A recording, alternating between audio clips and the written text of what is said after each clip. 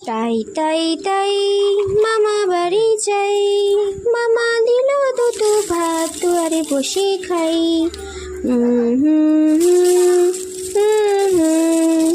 সোনা রে আমার সোনাটা রে, সোনটা রে, মনটা রে, পুকুনটা রে, সন্ধ্যাটি হবে আর মিটকেশের দিকে আঙুল চলে যাবে।